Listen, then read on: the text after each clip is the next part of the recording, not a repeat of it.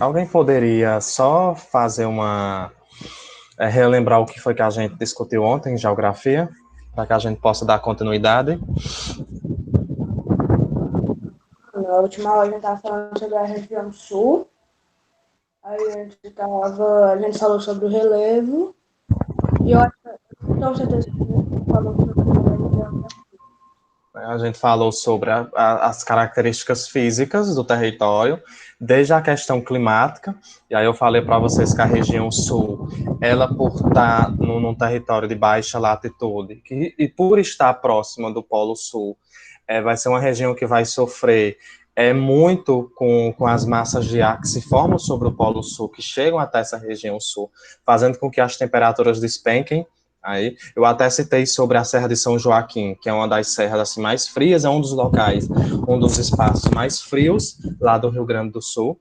Lembrando que as temperaturas anuais oscilam entre beirando aí os 15 graus Celsius, então a região do país assim que sofre intensamente, principalmente com as massas de ar, com as frentes frias que vêm do Polo Sul, por estar bem próximo, né? Diferentemente de outras regiões, como a nossa, por exemplo, que está distante e que está próxima à linha do Equador e que por isso a gente sofre aí uma incidência solar maior, a incidência de raios solares é maior nessas regiões. E a gente falou da hidrografia, falou do relevo, falou da vegetação. Aí hoje nós vamos falar sobre as questões humanas, econômicas, populacionais, a questão da desigualdade social.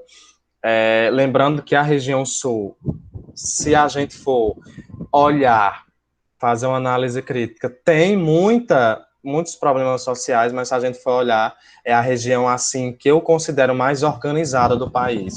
Eu digo organizada em questão mesmo de estrutura urbana, de estrutura política.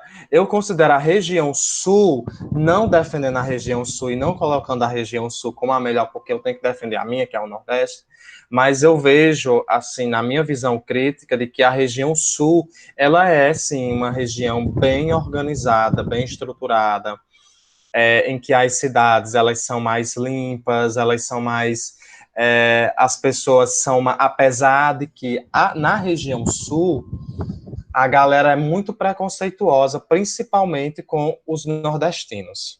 Né? A gente, essa característica humana, esse predomínio é muito forte lá na região sul.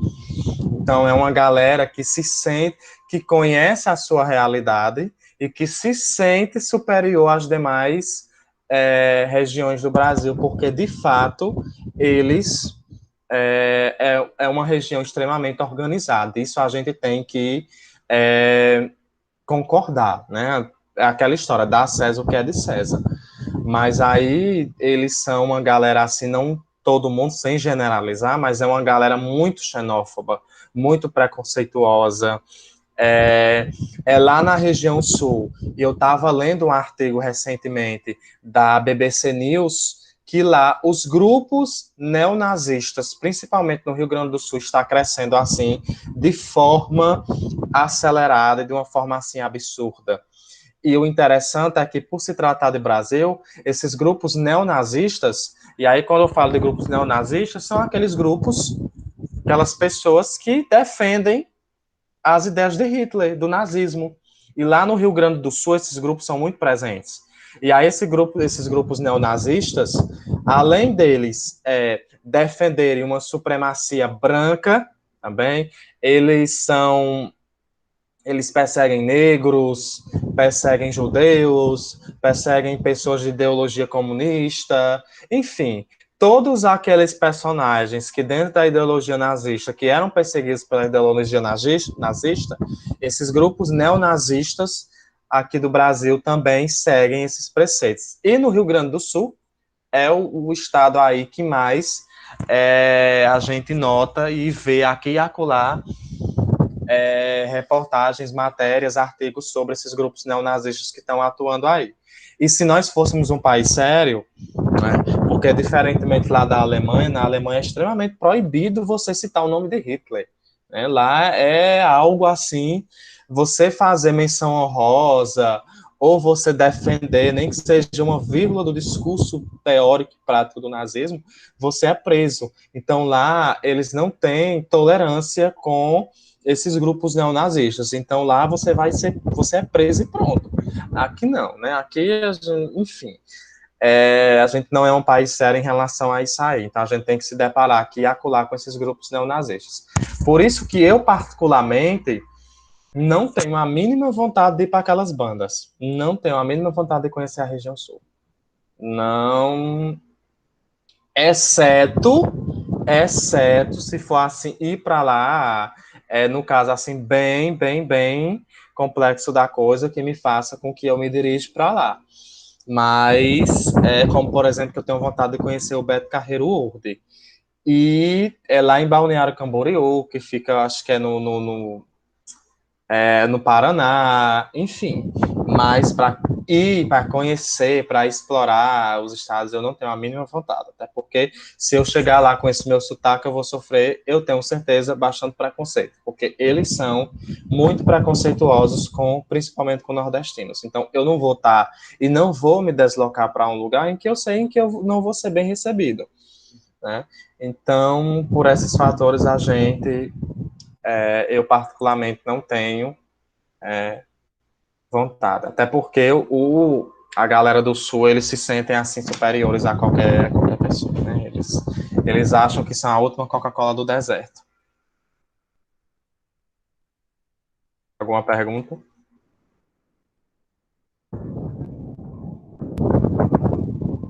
Ó, pessoal, dados da região Sul, certo? No último censo do IBGE de 2010, estima-se que lá na região do Sul tem aproximadamente 27 milhões de habitantes, né, juntando aí os 3 estados, Paraná, Rio Grande do Sul e Santa Catarina. O PIB per capita, né, da região sudeste é de aproximadamente 25 milhões de reais. Né, e o PIB chega aí a quase 700 milhões de reais aproximado. E o IDH, que é o Índice de Desenvolvimento Humano, e aí o IDH vai comprovar isso aí que eu falei para vocês, em relação à região sul ser a melhor região, sim, para se viver. O IDH lá, em 2017, ele chegou a 0,798. Foi considerado um IDH altíssimo, alto. Então, quando se fala dessa questão do IDH, o IDH é um índice que vai medir a qualidade de vida dos habitantes de uma determinada área. E a região sul é a região que tem o melhor IDH. Isso significa que a região sul, de acordo com o IDH, é a melhor região do país, do Brasil, para se viver. Né? Porque tem um IDH aí de 0,798. Então, foi considerado um IDH alto. Né? E aí a gente tem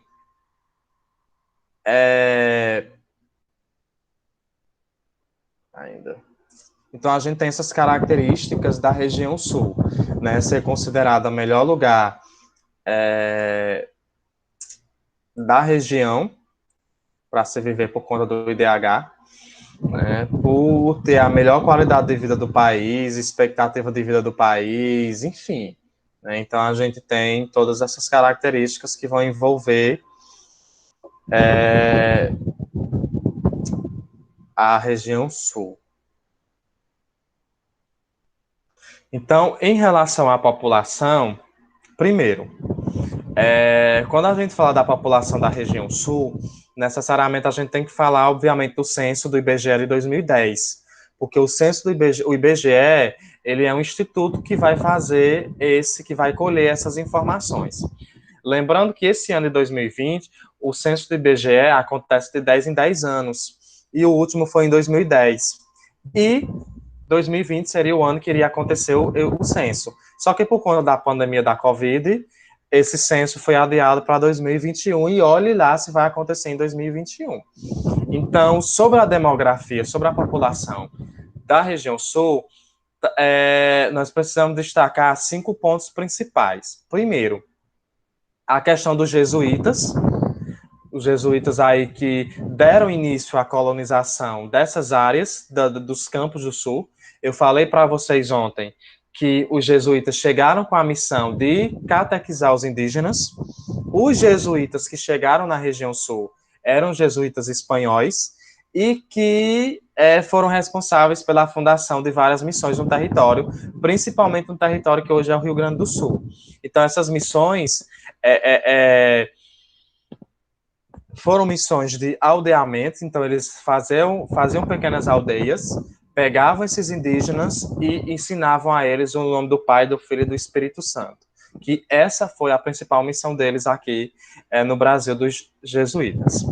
Outra característica populacional da região sul são as terras que se localizam na parte do Planalto, que aí essas terras que foram localizadas no Planalto foram ocupadas por imigrantes vindos da Europa. Então, nós tivemos, por exemplo, alemães, italianos, russos, poloneses, ucranianos, pessoas também que vieram do Oriente Médio, como sírios, libaneses, que chegaram lá e juntos formaram aí boa parte da população do Rio Grande do Sul, da região sul. E outra característica é que os brancos são predominantes na região sul.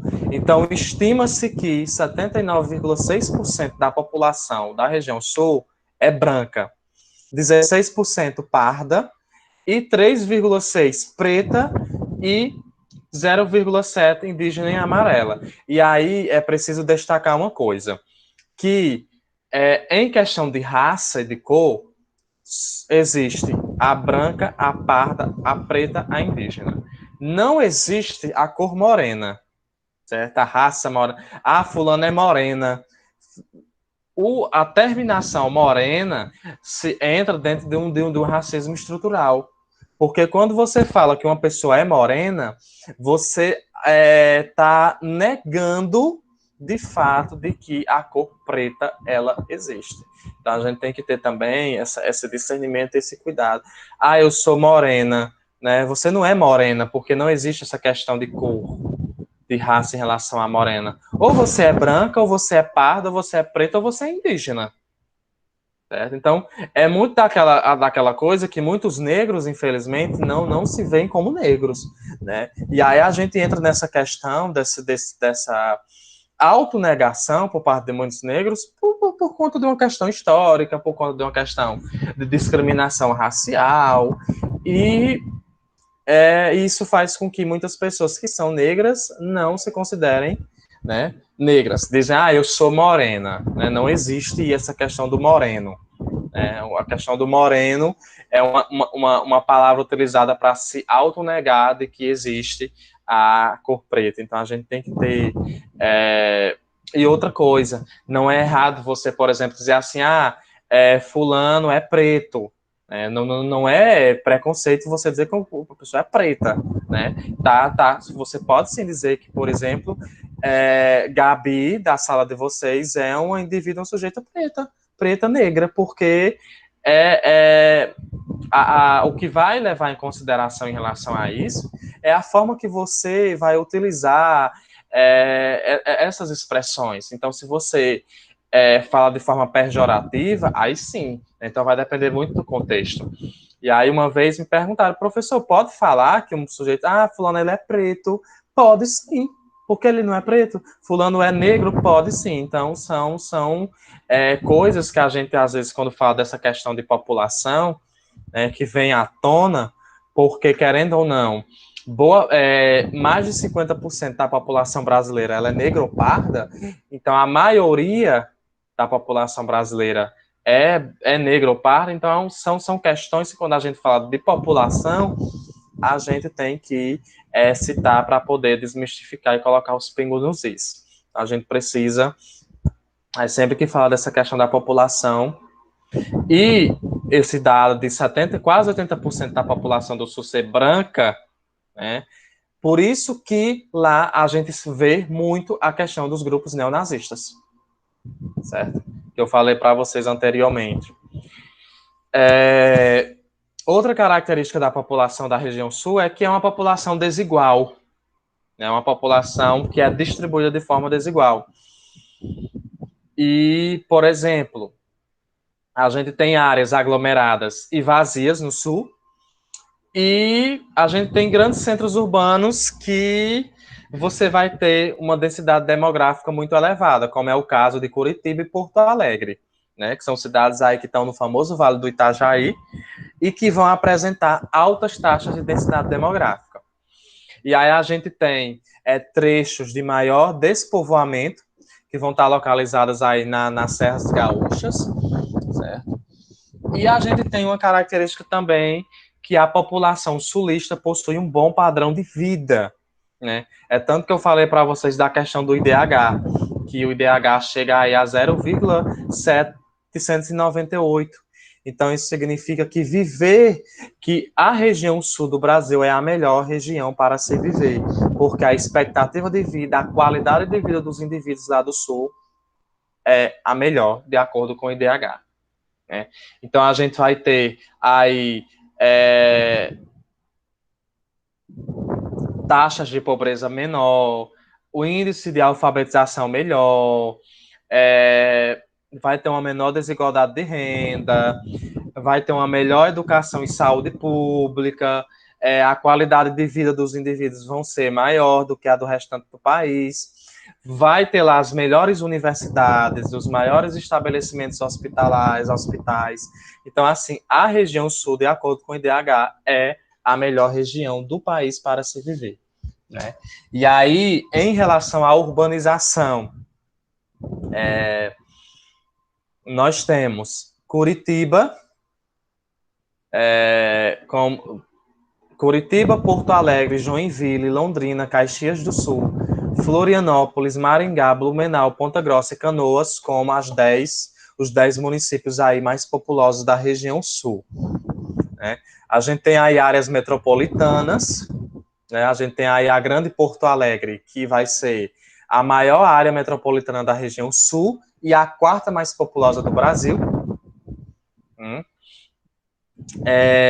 Essa região metropolitana da Grande Porto Alegre, ela vai ser só superada no país apenas pelas regiões metropolitanas de São Paulo, Rio e Belo Horizonte. Né? O Rio de Janeiro ele vai se concentrar também e Belo Horizonte como uma das principais áreas metropolitanas do país. Então a gente tem São Paulo, que é a maior. Aí em seguida a gente tem o Rio. Em terceiro, BH, Porto Alegre. E em quarto, a gente tem a Grande Porto Alegre como a quarta maior área metropolitana do país. Curitiba, a Grande Curitiba, é a segunda área metropolitana mais populosa do sul do país e a oitava do Brasil. E é a 108ª maior aglomeração urbana do mundo. Nós temos também como característica aí da região sul o estado de Santa Catarina. Ele vem apresentar como o maior número de regiões metropolitanas do país.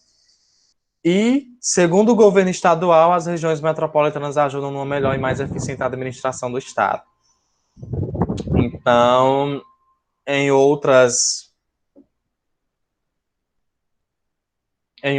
termos gerais, Gabi botou assim, eu não gosto quando falam, mas você nem é tão negra, é moreninha, né? Então, Gabi, é a própria questão de não assumir a cor negra, né? A cor preta. Então, fala, morena, fulano é morena, fulano é moreno, entende? Fulano não é moreno. Ou fulano é pardo ou fulano é negro. Então, a gente precisa quebrar esse tabu aí, de estar falando de que fulano é moreno, quando, na verdade, o certo é negro ou pardo. Alright. Alguma pergunta?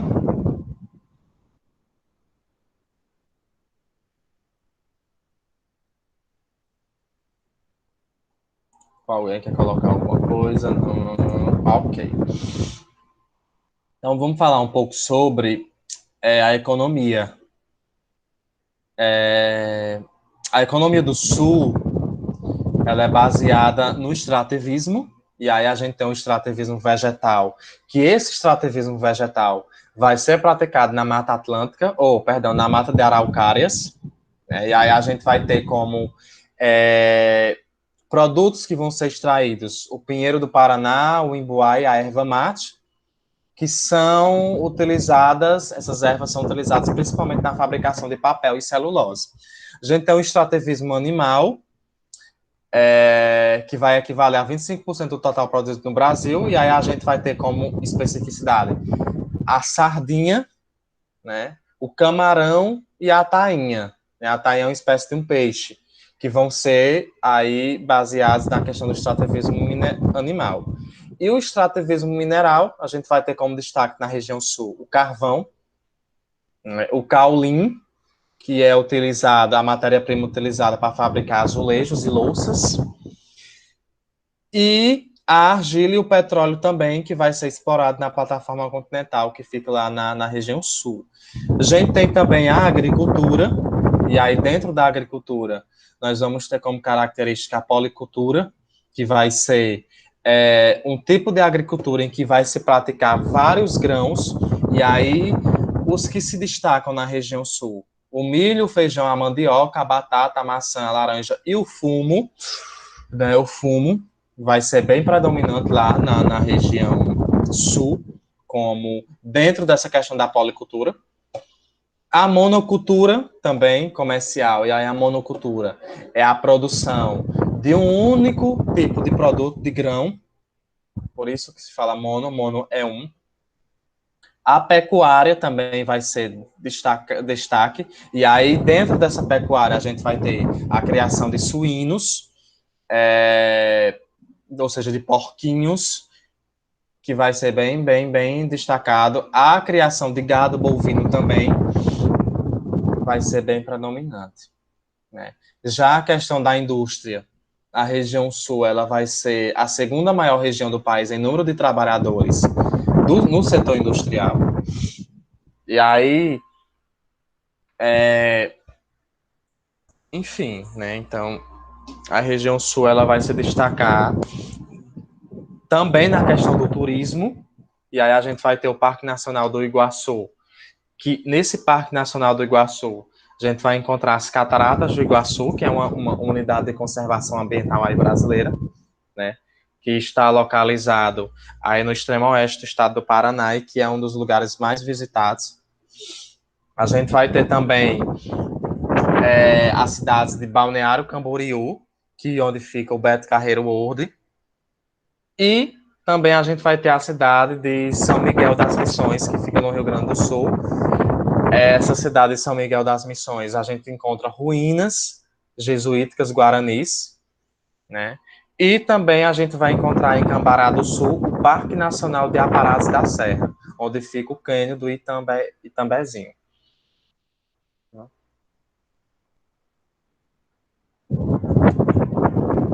Uma pergunta. Pronto. Como eu falei para vocês ontem, hoje eu vou postar uma atividade valendo 2 pontos na média do terceiro na plataforma, na parte da tarde. E aí vocês vão ter esse final de semana para fazerem. E até segunda-feira, 18 horas, é o prazo para vocês fazerem. É o que é que vai acontecer. Quando for segunda-feira, 18 horas, eu vou apagar essa atividade, esse trabalho da plataforma, né? Então, quem fizer, ganha os 2 pontos, e, obviamente, se fizer de forma correta, precisa. E quem não fizer vai perder. Então, assim, como é que vai funcionar? Vão ser 5 questões de história e 5 questões de geografia. São 2 pontos. Então, assim, vocês têm direito a errar 3 questões. Se você errar as 5, você não vai ganhar os pontos. Se você errar 4, você ganha 1 ponto. Mas se das 5 você errar 3 e acertou 2, você ganha os 2 pontos. Ah, mas se eu acertar as 5, os 2 pontos do mesmo jeito. Entendeu? Então vocês vão ter aí chance de errar 3 questões. Ok?